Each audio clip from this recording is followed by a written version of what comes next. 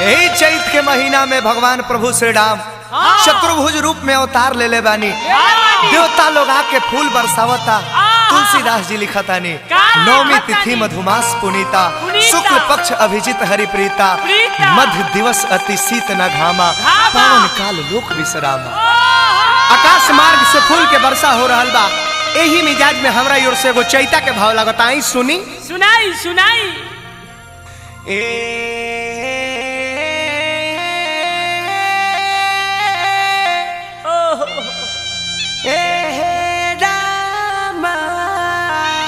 अरे जियो बोल रहा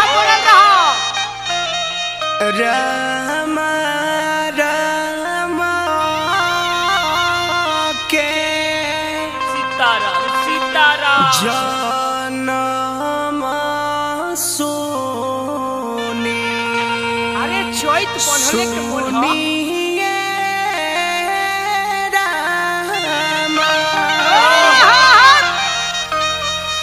राम राम के जनम सोनी। देवलो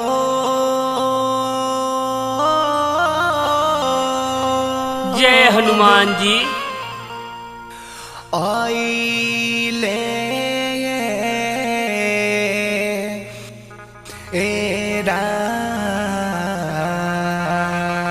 भजन में मगन हो जा बाबू। हाँ हाँ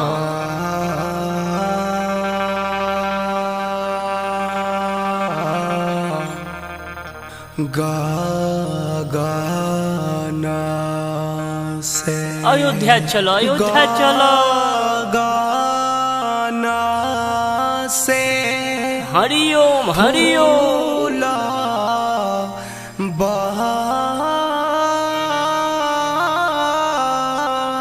भजन में मगन हो जा। रसैले एरा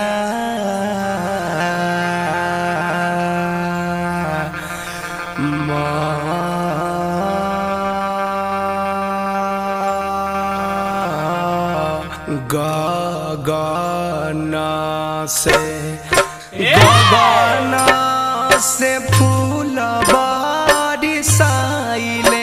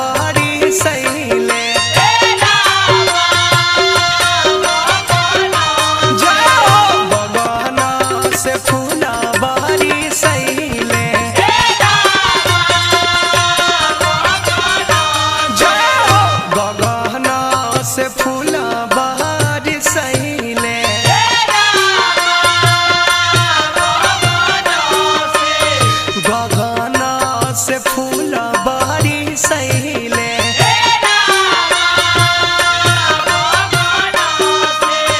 गगना से फूल बारी सैले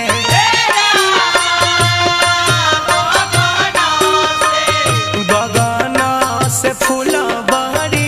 सैले बाबा गगना से फूल बारी सैले गगना से फूल बारी सैले गगना से फूल बारी सैले हो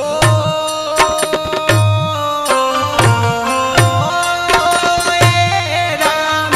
राम के जन्म सुनी हे राम राम के जन्म सुनी देवलो गईले गगना से फूल बारी सैले गगना से फूल बारी सैले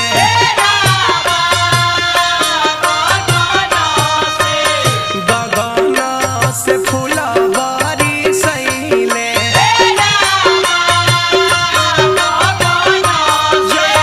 गगना से फूल बारी सैले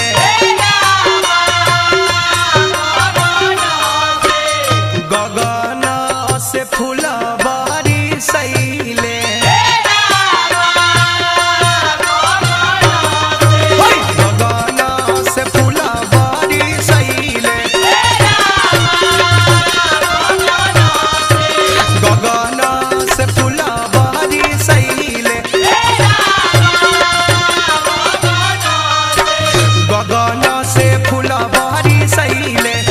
जा बात के ओए गगना से फूल बारी सैले गगना से फूल बारी सैले ओए हो राम राम के जन्म सुनिए राम राम के जन्म सुनी देवलो गईले गगना से फूल बारी सैले गगन से फूल बारी सैले गगन से फूल बारी सैले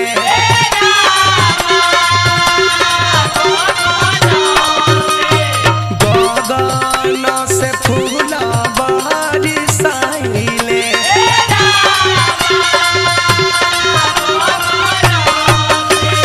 गगन से फूल बरसैले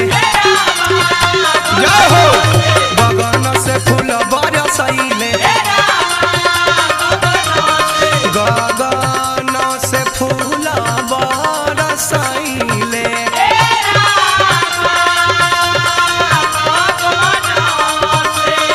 गगन से फूल बरसैले गगन से फूल बरसैले जय हो गगन से फूल बरसैले गगन से फूल बरसैले गगन से फूल बरसैले गगन से फूल बरसैले जय हो प्रभु जी गगन से फूल बरसैले गगन से फूल बरसैले गगन से फूल बरसैले गगन से फूल बरसैले गगन से फूल बरसैले गगन से फूल बरसैले गगन से फूल बरसैले गगन से फूल बरसैले गगन से फूल बरसैले गगन से फूल बरसैले गगन से फूल बरसैले गगन से फूल बरसैले गगन से फूल बरसैले गगन से फूल बरसैले गगन से फूल बरसैले गगन से फूल बरसैले हो राम राम जनम सुनिए राम राम के जनम सुनिए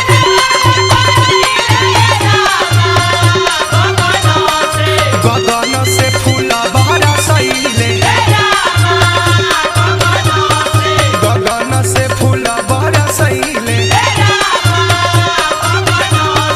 गगन से फूल बरसैले गगन से फूल बरसैले गगन से फूल बरसैले गगन से फूल बरसैले गगन से फूल बरसैले गगन से फूल बरसैले गगन से फूल बरसैले गगन से फूल बरसैले गगन से फूल बरसैले गगन से फूल बरसैले गगन से फूल बरसैले जाबर गए चलता हो